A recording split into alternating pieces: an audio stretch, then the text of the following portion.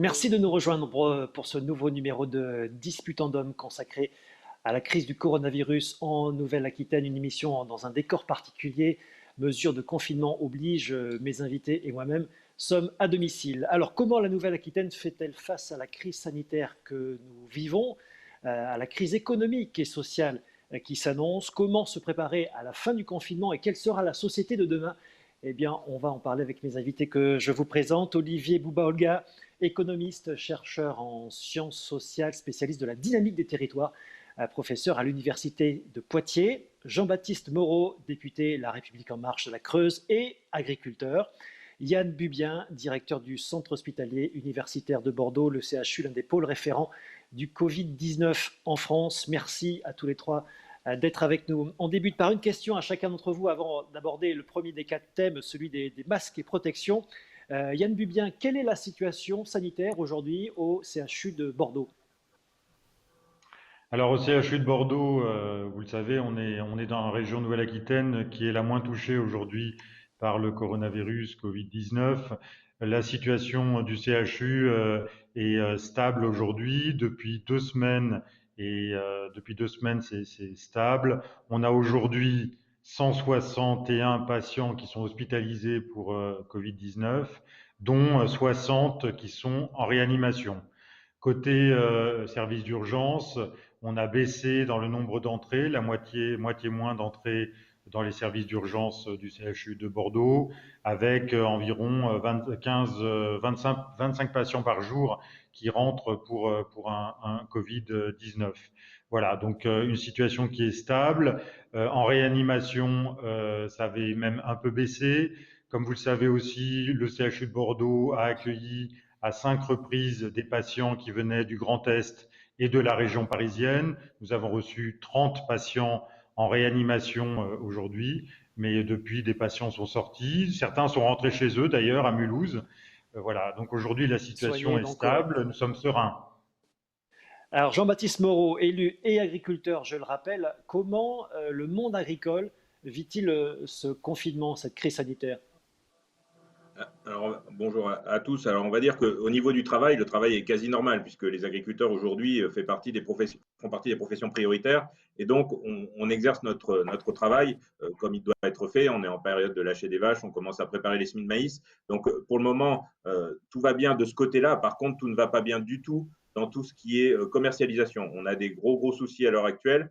Si le consommateur aujourd'hui veut manger français, retourne à la proximité, au local. D'ailleurs, j'ai mené des opérations pour rapprocher les consommateurs des agriculteurs sur le département, mais aujourd'hui, on a des maillons intermédiaires qui essayent, on va dire, de sauver les meubles au détriment de la profession agricole. C'est-à-dire qu'aujourd'hui, les prix de vente sont très faibles, alors que la consommation est importante.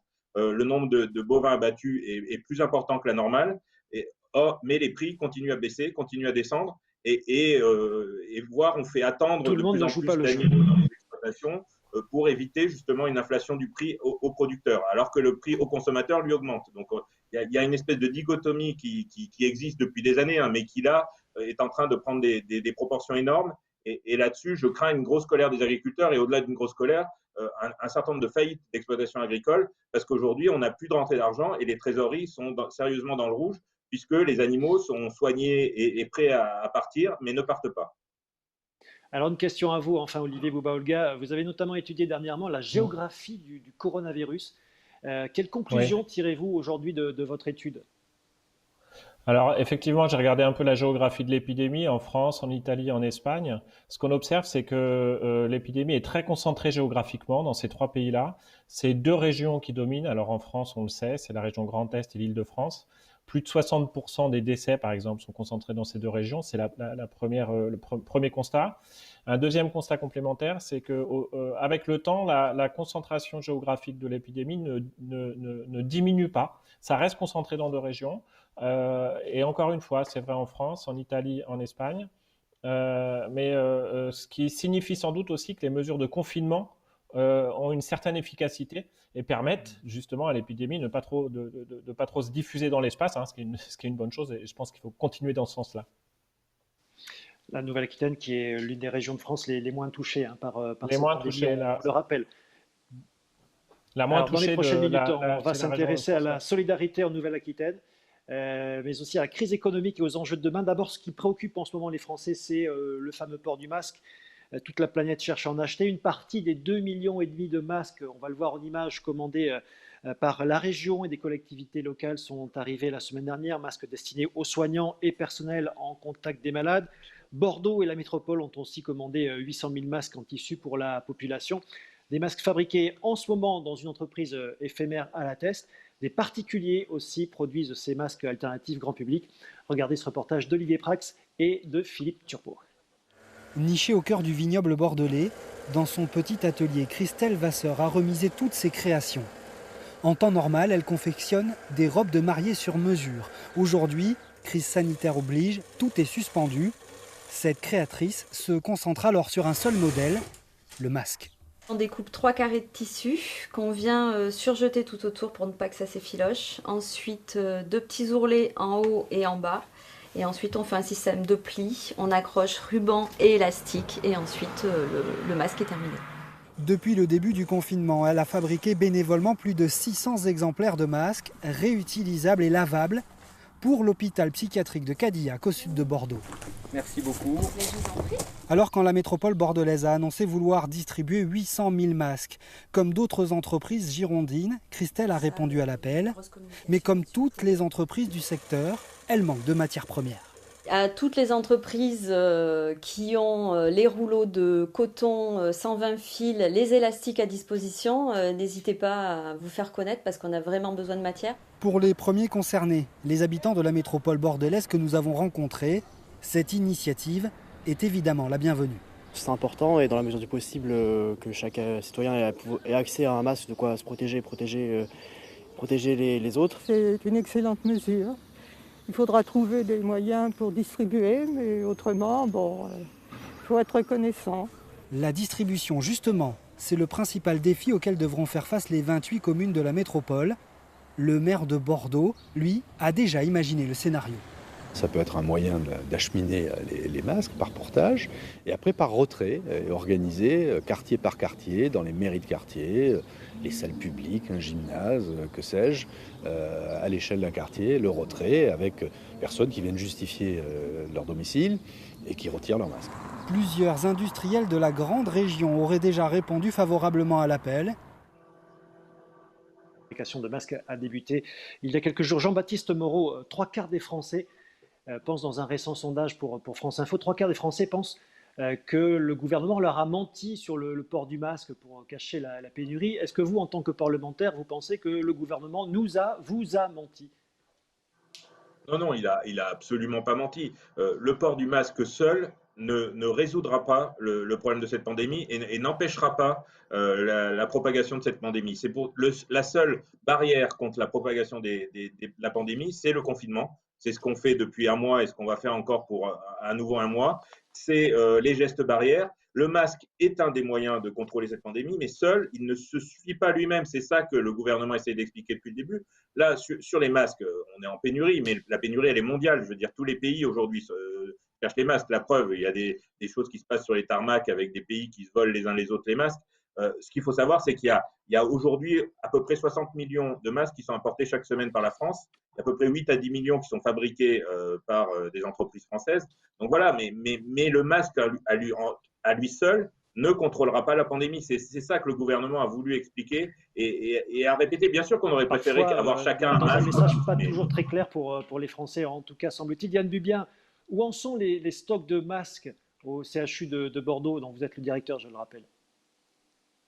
Écoutez, au CHU de Bordeaux, ça va beaucoup mieux sur les stocks de masques.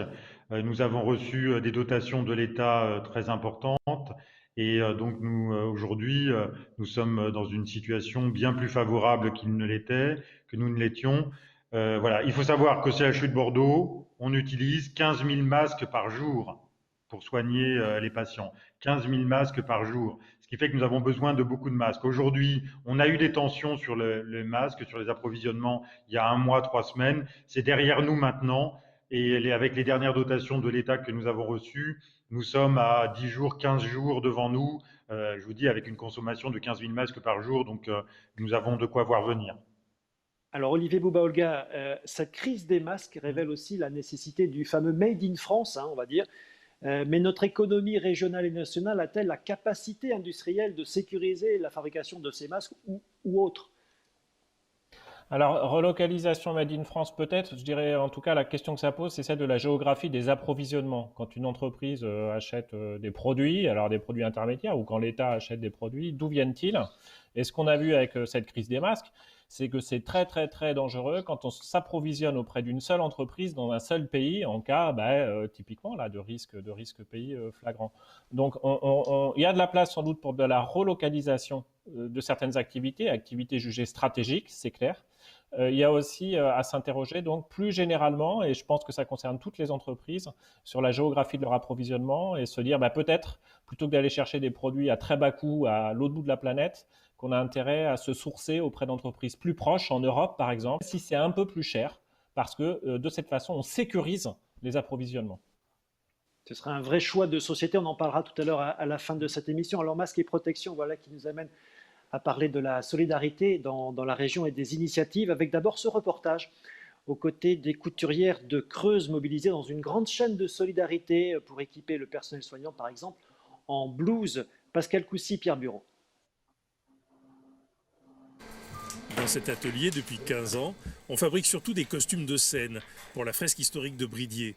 Mais la semaine dernière, les couturières bénévoles du spectacle ont décidé de mettre leur talent au service des infirmières du département.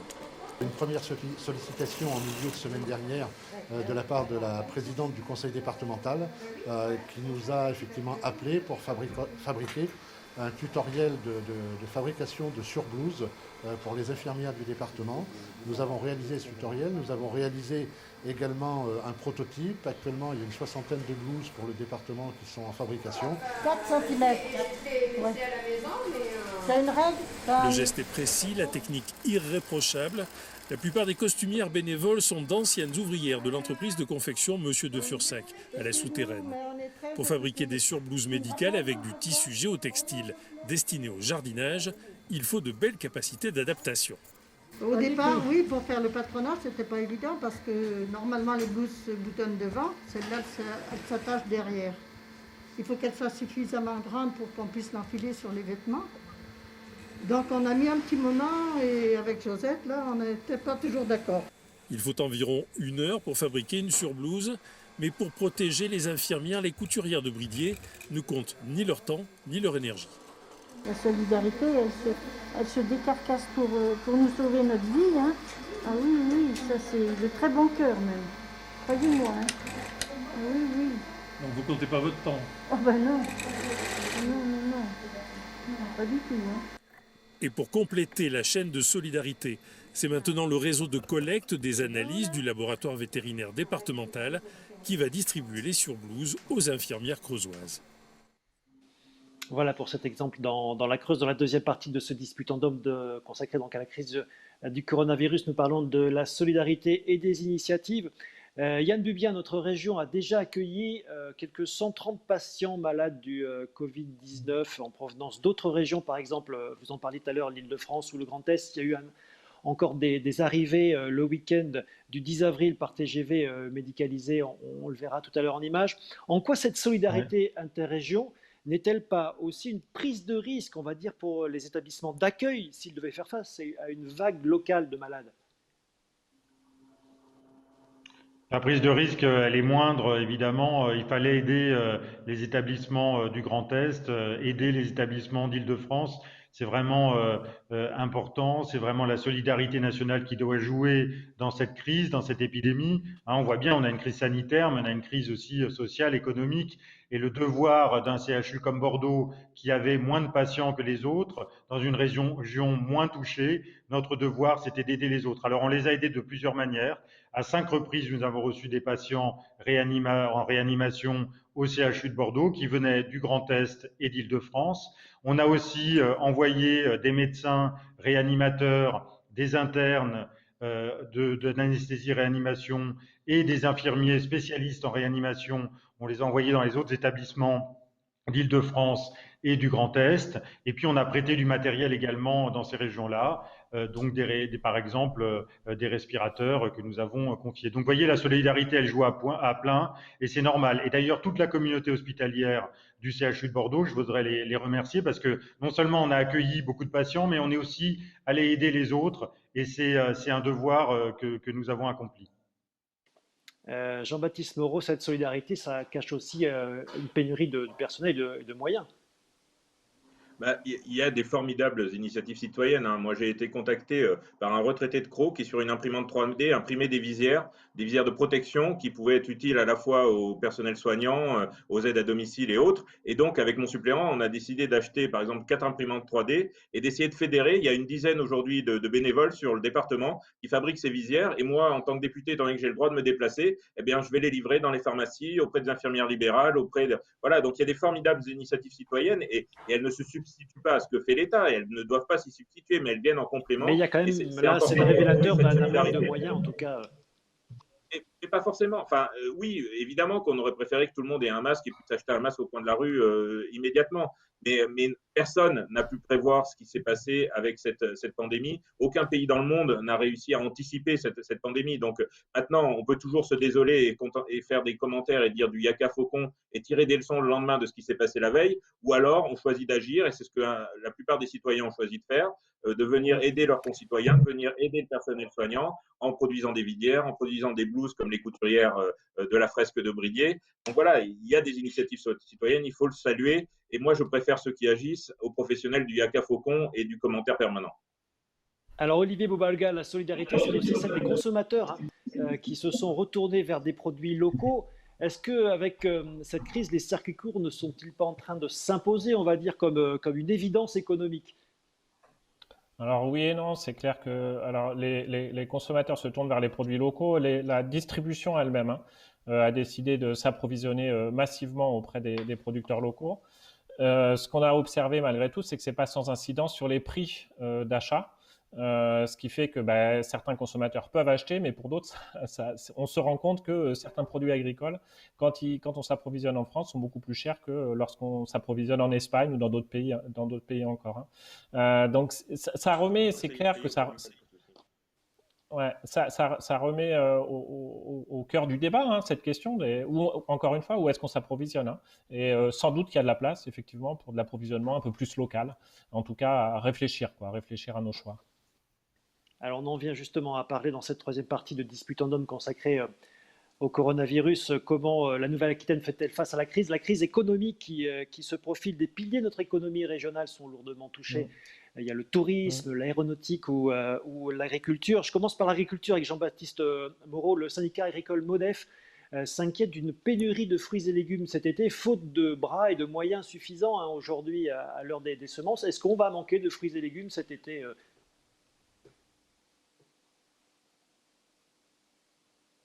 Alors j'ai l'impression que Jean-Baptiste Moreau ne nous entend plus. On reviendra vers lui un petit peu plus tard dans cette émission. Oui, ça y est, c'est revenu, excusez-moi, ça buguait. Ah, d'accord. Voilà, donc Jean-Baptiste Moreau, je vous disais que le syndicat agricole MODEF s'inquiète d'une pénurie, d'un risque de pénurie de fruits et légumes cet été, parce qu'aujourd'hui on devrait semer, et ça n'a pas lieu. Est-ce qu'on manquera de fruits et légumes cet été ? Alors, il y a une initiative qui a été menée, une initiative très courageuse qui a été menée par le ministère de l'Agriculture en coopération avec les syndicats, qui a recensé un certain nombre de volontaires qui étaient aujourd'hui au chômage partiel et qui étaient volontaires pour aller travailler justement sur ces exploitations de fruits et légumes qui ont besoin de main-d'œuvre à la fois pour récolter et pour semer. Et il y a eu, je crois, plus de personnes qui se sont inscrites sur ce site et sur cette plateforme. Et ça rentre aujourd'hui. Il y a alors pas 200 000 personnes qui sont embauchées, mais il y a de l'ordre de 10 000 personnes, je crois, sur le territoire national qui sont embauchées par des agriculteurs. Donc pas de pénurie en perspective, vous nous dites, Olivier Bouba-Olga. Donc il y a l'agriculture, l'aéronautique, le tourisme, 3 secteurs économiques de poids dans la région qui sont touchés. Est-ce que la Nouvelle-Aquitaine peut encaisser le choc ? Là, il y a des grosses questions. Enfin, c'est toutes les régions qui sont touchées violemment. Certains secteurs sont quand même plus touchés que d'autres. Effectivement, hébergement, restauration, c'est la catastrophe, on pourrait dire, hein. À la limite, pour le moment, en temps de crise, l'agriculture, l'agroalimentaire résistent un peu mieux. Donc, on a des territoires qui vont être très fortement impactés. Là, il faut que la puissance publique agisse. Dans un premier temps, je crois que le problème numéro un de beaucoup d'entreprises, c'est les besoins de trésorerie. Il ne s'agit même pas encore de parler de plan de relance économique, il s'agit simplement de dire maintenons les entreprises la tête hors de l'eau pour passer cette crise. Et ensuite, il sera temps de s'interroger sur un plan de relance parce que c'est sûr que là, il y a des entreprises qui souffrent et il faudra que la puissance publique, alors à l'échelle française, mais aussi à l'échelle européenne, agisse et agisse fortement et rapidement.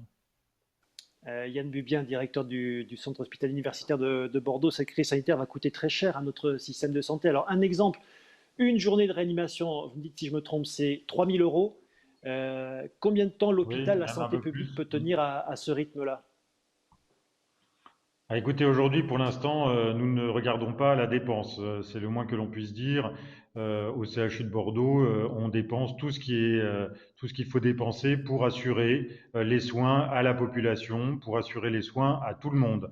Aujourd'hui, on n'a pas de problème financier en la matière.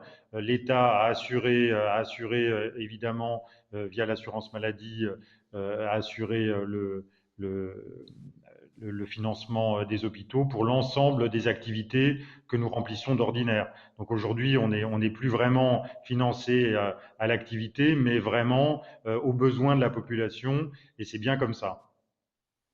Alors, normalement, le confinement pourrait prendre fin à partir du 11 mai de façon progressive et sélective. Yann Bubien, je reviens vers vous. Quelles sont les clés de la réussite du déconfinement? Déjà, il faut que le confinement dure un peu, hein.